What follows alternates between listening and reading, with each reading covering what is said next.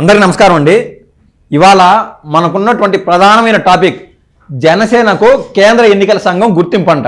Janasena party పెట్టి దాదాపు 11 సంవత్సరాలు అవుతుంది. 2014 మార్చి 14న జనసేన పార్టీని పవన్ కళ్యాణ్ గారు ఫామ్ చేశారు.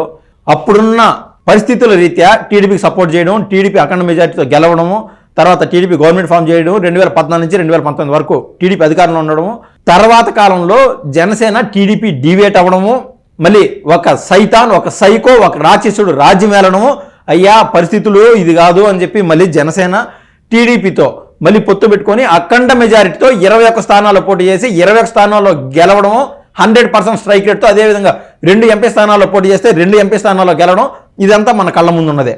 అయితే మనం కూలంకషంగా ఒక విషయం సూక్ష్మంగా ఒకసారి చూస్తే, ఎలక్షన్స్ ముందు పవన్ కళ్యాణ్ లేదా కళ్యాణ్ బాబు లేదా పవర్ స్టార్లు ఇట్లాంటి పేర్లు ఏవి జగన్మోహన్ రెడ్డి కళ్ళల్లో పడేవి కాదు.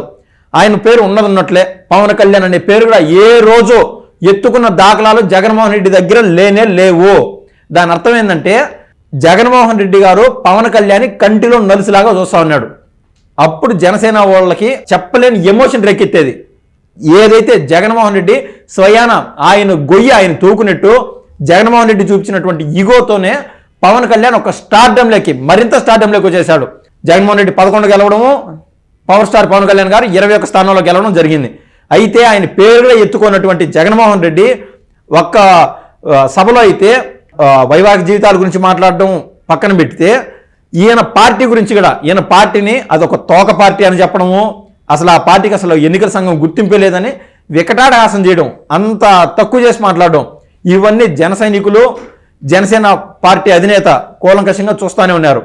దానికి ఎండ్ కార్డ్ ఇవాళ పడింది. మనం చూస్తున్నాం, జనసేనకు కేంద్ర ఎన్నికల సంఘం గుర్తింపు లభించింది.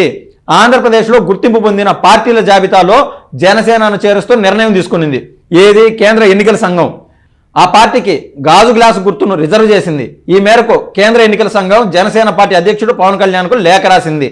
ఒకప్పుడు పవన్ కళ్యాణ్ గారు కేంద్ర ఎన్నికల సంఘానికి లేఖ రాశారు. 10 సంవత్సరాలు అయింది, అయ్యా మాకు గాజు గ్లాసు గుర్తును రిజర్వ్ చేయండి అని. అది ఇప్పటి వరకు ఆయన ఎక్కడ గెలవలేదు కాబట్టి రకరకాల సమీకరణాల రీత్యా అది వాళ్ళు రిజర్వ్ చేయాలి గాజు గ్లాస్ని. కానీ గత ఎన్నికల్లో ఒక స్పెషల్ పర్మిషన్ పైన పవన్ కళ్యాణ్ గారి పార్టీ జనసేన ఏదైతే ఉందో, స్పెషల్ పర్మిషన్ పైన వీళ్ళు ఎక్కడ పోటీ చేస్తారో అక్కడ గాజు గ్లాసు గుర్తు వాడుకోవచ్చు అని అయితే కేంద్ర ఎన్నికల సంఘం చెప్పింది. కానీ గాజు గ్లాసు గుర్తు అనేది ఫైనల్ కాదు. దాని అర్థం అంటే దాన్ని ఫిక్స్డ్ చేయాల.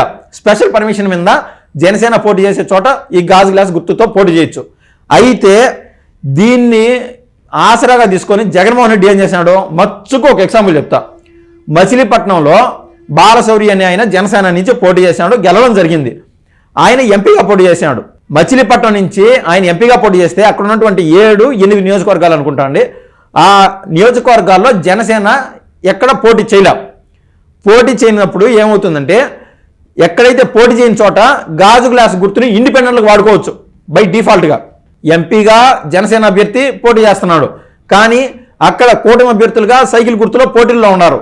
అక్కడ ఏం చేశారు, జగన్మోహన్ రెడ్డి ఆయన తెలివితేటలతో ఎన్నికల సంఘం నుంచి గాజు గ్లాసు గుర్తును రిజర్వ్ చేయించి ఇండిపెండెంట్లో పోటీ చేయించాడు. అప్పుడు కన్ఫ్యూషన్లో ఉన్నటువంటి ఓటర్లు చాలామంది జనసేన అభిమానులు గాజు గ్లాసు గుర్తు కూడా ఓట్లేయడం జరిగింది. సో ఎన్నికల ప్రక్రియలో ఇలా డీవియేషన్ పాలిటిక్స్ జరుగుతూ ఉంటాయి.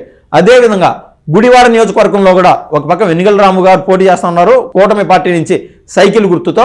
అదే చోట జనసేన అభ్యర్థి అనుకునే విధంగా గాజు గ్లాస్ గుర్తుతో ఒక ఇండిపెండెంట్ అభ్యర్థిని పోటీ చేయించారు. సో ఇక్కడ ఈ ఆర్టికల్ గురించి నేను ఎంతగా ఎందుకు చెప్తున్నా అంటే, ఇప్పుడు దాకా కేవలం స్పెషల్ పర్మిషన్ పైన ఉన్నటువంటి గాజు గ్లాస్ గుర్తు ఇప్పుడు అధికారికంగా పెర్మనెంట్గా టీడీపీకి సైకిల్ ఎలాగానో, వైసీపీకి ఫ్యాన్ గుర్తు ఎలాగానో, బీజేపీకి కమలం ఎలాగానో, అదేవిధంగా సైకిల్కి హస్తం గుర్తు ఎలాగానో, ఈ విధంగా జనసేన కూడా కేంద్ర ఎన్నికల సంఘం గుర్తించి గాజు గ్లాస్ గుర్తుని పెర్మనెంట్ చేసింది. జన సైనికులు ఇది ఒక శుభవార్త అని అయితే నేను చెప్పగలను. ధన్యవాదాలు.